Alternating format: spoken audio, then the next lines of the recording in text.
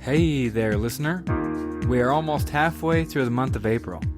If you'd like to donate to our local nonprofit of the month, please visit our website at www.themoreyouknow.com/support.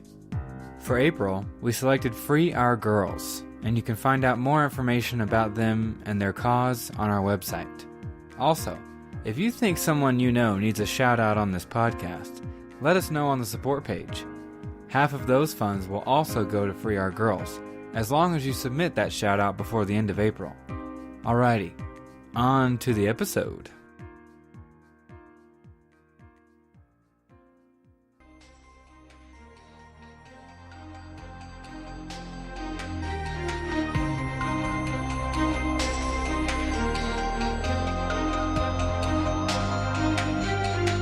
Hello and welcome to the NoCo, the podcast shining a spotlight on different people and ideas of Northern Colorado in hopes that it makes your life just a little bit better.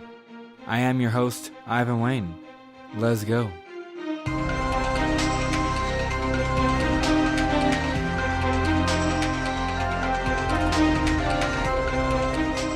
Today's guest has been recommended as someone who should be on this show multiple times from our awesome previous guests. When you hear about her passions, why she believes in our community, and the ways in which she is trying to empower women all around her, you'll hear for yourself why this was an episode a long time coming and why our guest came highly recommended. So, give it up for Emily Cassidy of Blush Boutique.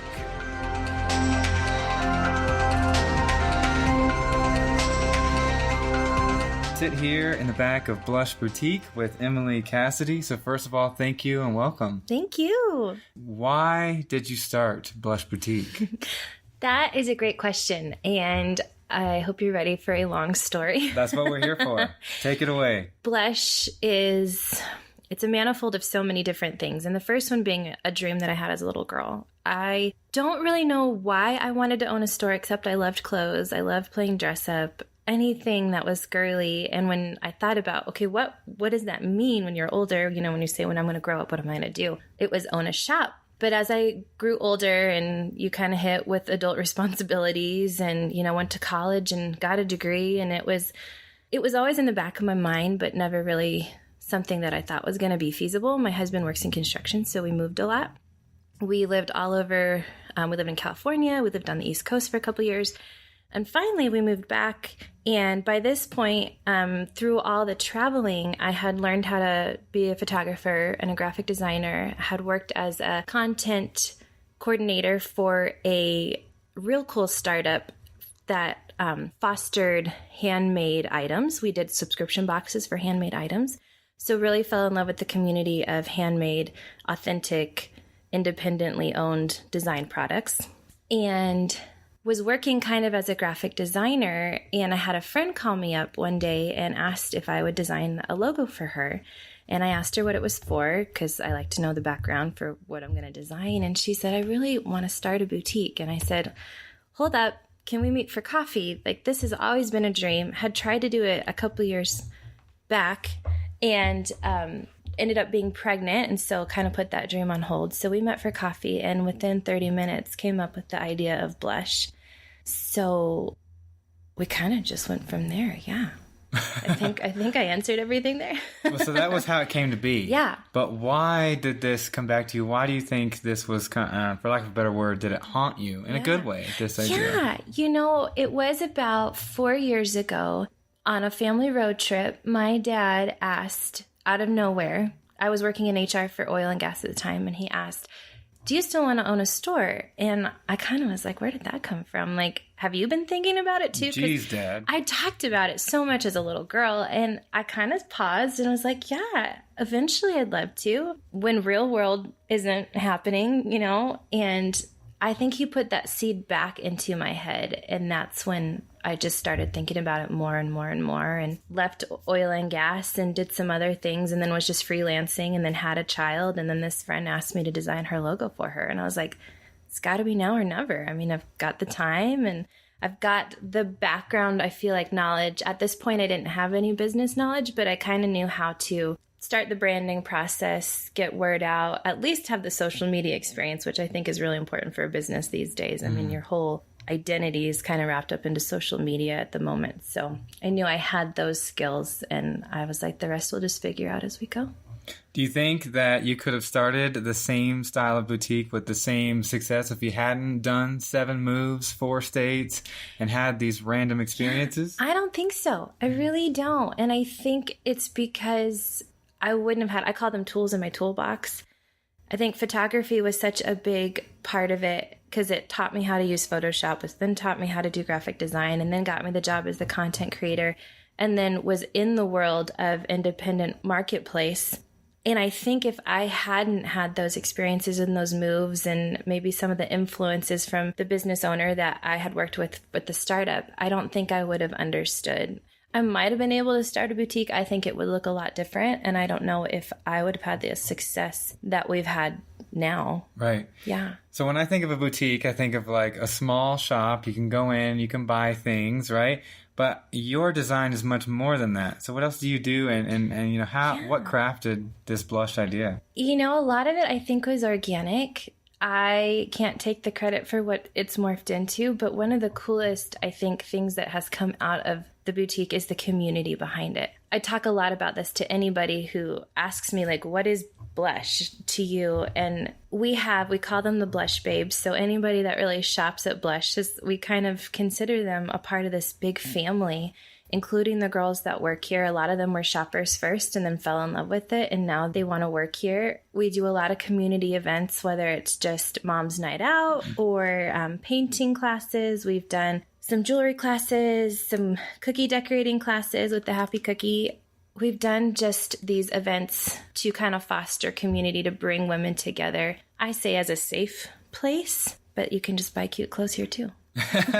Right, and you come as a highly coveted and highly recommended guest because 3 or 4 of our previous guests on episodes have recommended you, and they operate and they partner with you.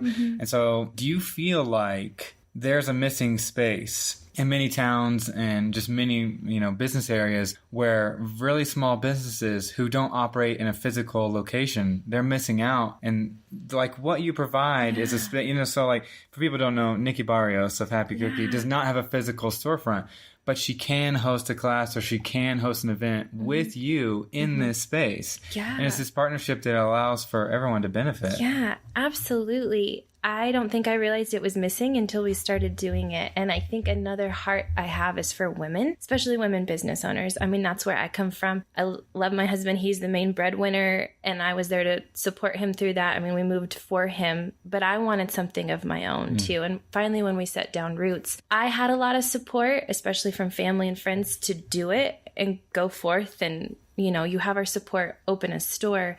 And sometimes I think women are afraid to do that. And so whether they're operating from their house or they have a dream and they want to do it, I love being able to kind of be the bridge for them, telling them, like, let's at least just get you started. And if you sell jewelry, great, let's sell it. Like, you do amazing cookies, like, let's have a pop-up and let's do a cookie class. And we had a life coach in a couple weeks ago where we did a vision board class. And it's just really fun to get to help foster other people's dreams too. I feel like I have a village behind me, so I like being that for other women. Absolutely. Yeah. And your store is divided in some sections by these small entrepreneurial women who are putting out these awesome products. Yeah. So it's not just all put out by Blush. Right. In fact, I think the only thing that I could really put my name on are 2 t-shirts in the guys section. Yeah, I designed some of the t-shirts, but everything else, I mean, a lot of the clothes come from the fashion district in LA. They're mass produced, but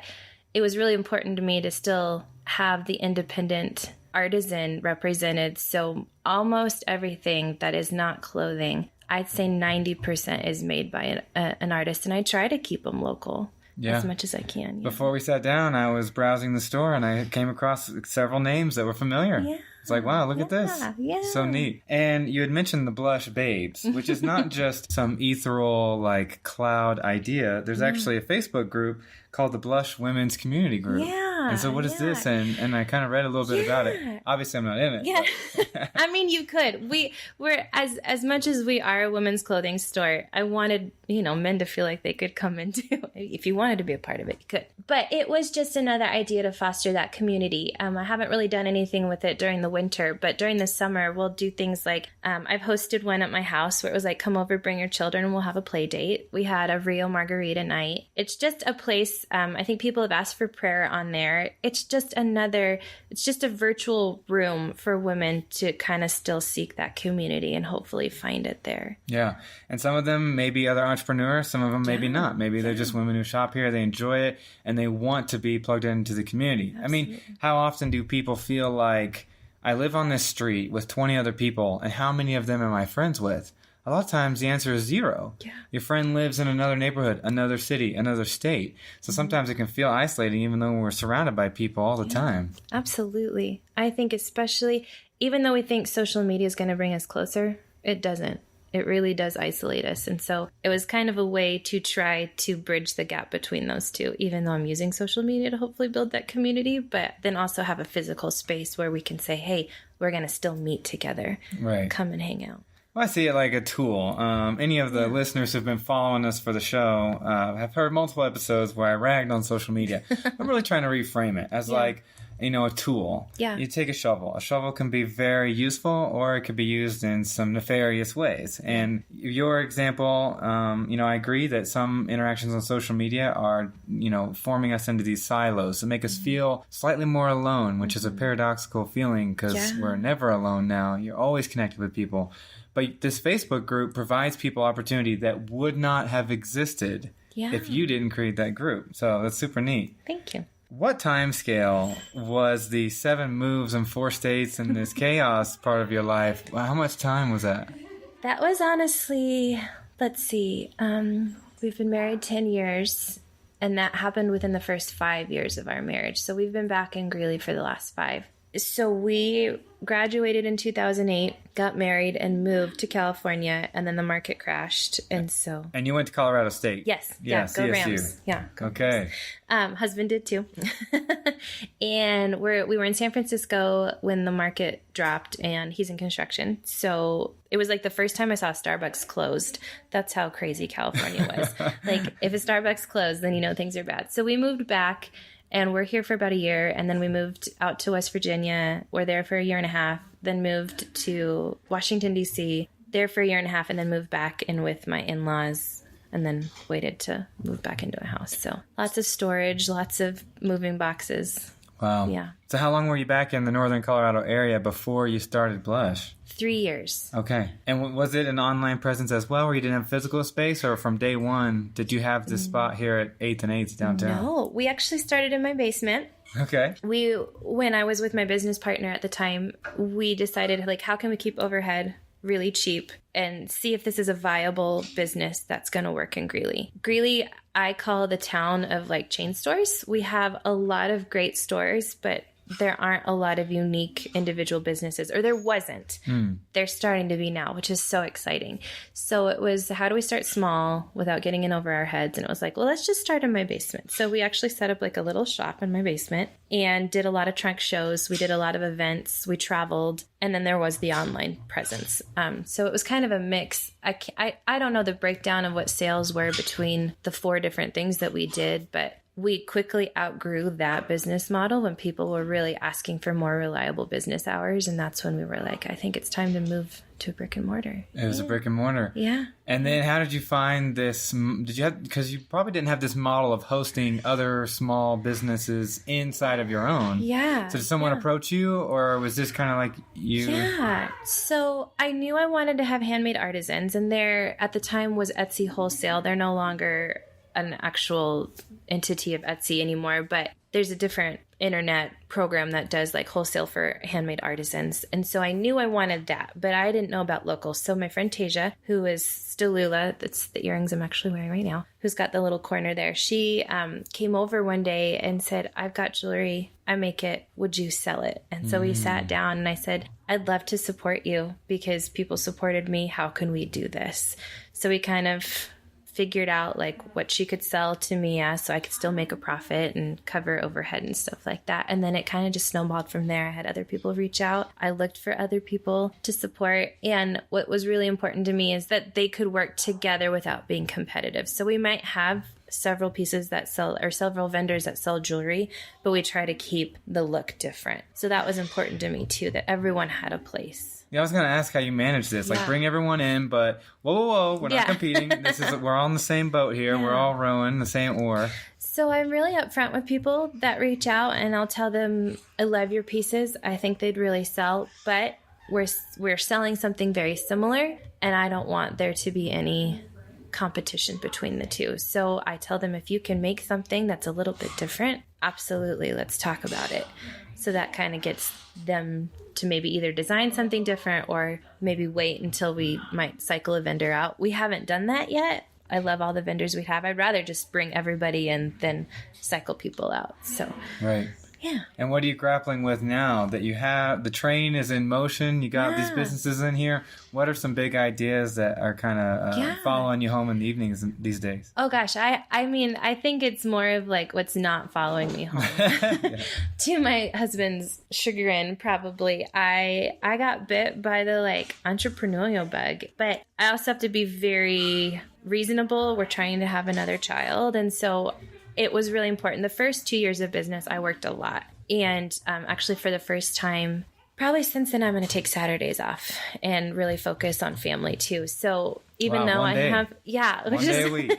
Which he'll say, I'll believe it when I don't see your computer on your lap, because I work from home a lot too. But in the future, I know God is a huge part of Blush and a huge part of my life. And I know he's put things on my heart for a reason. And one is we've got this beautiful upstairs that's vacant.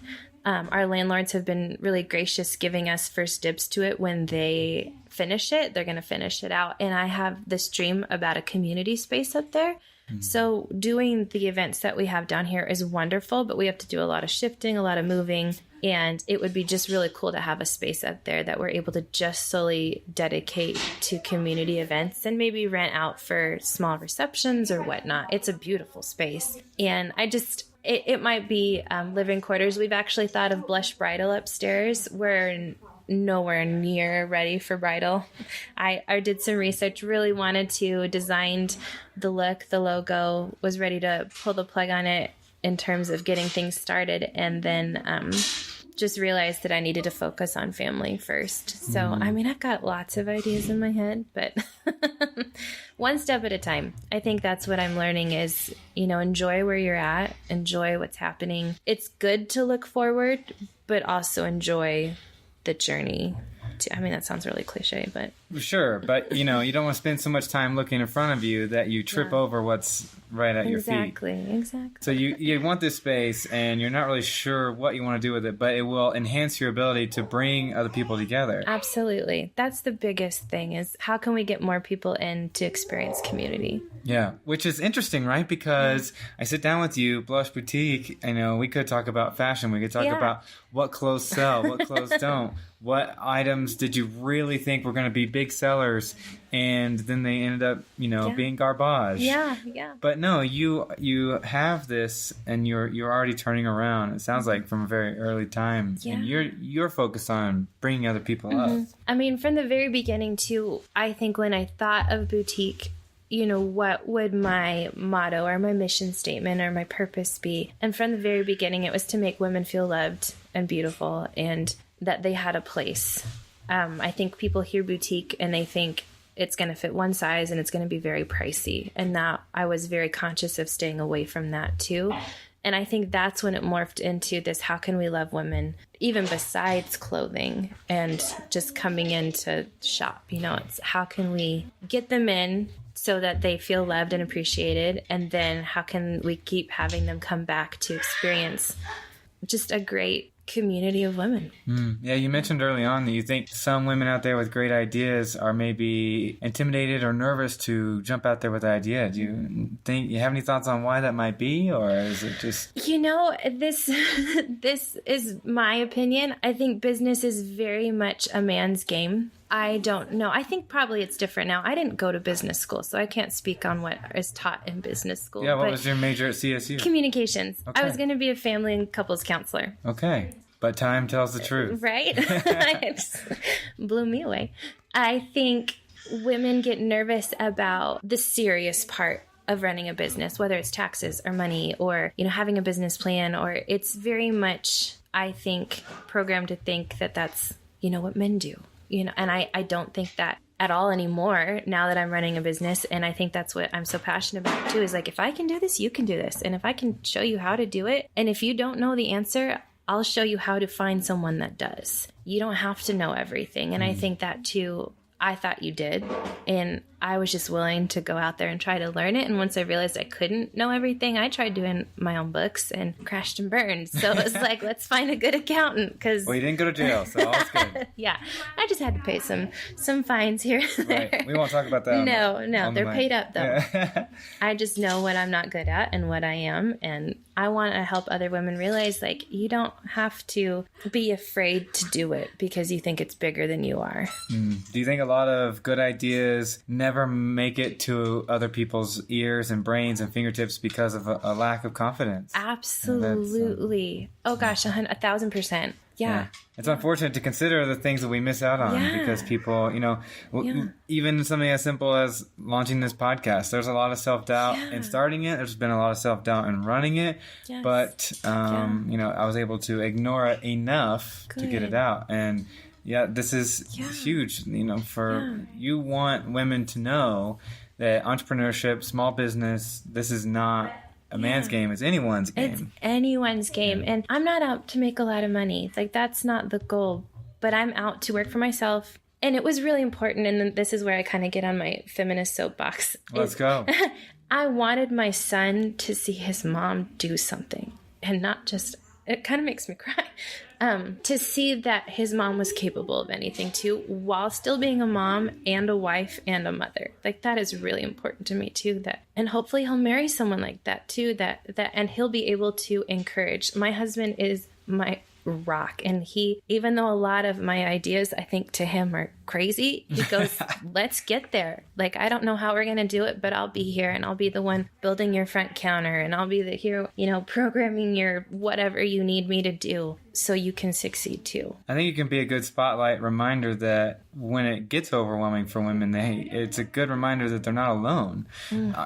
Starting business seems like it's all on you, 100%. Yeah. The block is on your back, but you are a living example that there's a community and people can soundboard off of, and you can drop into this Facebook group and throw a business idea out there, and it gets refined and crafted. And absolutely. And actually, one of the best things I've done this year is I have cultivated what I call a mastermind.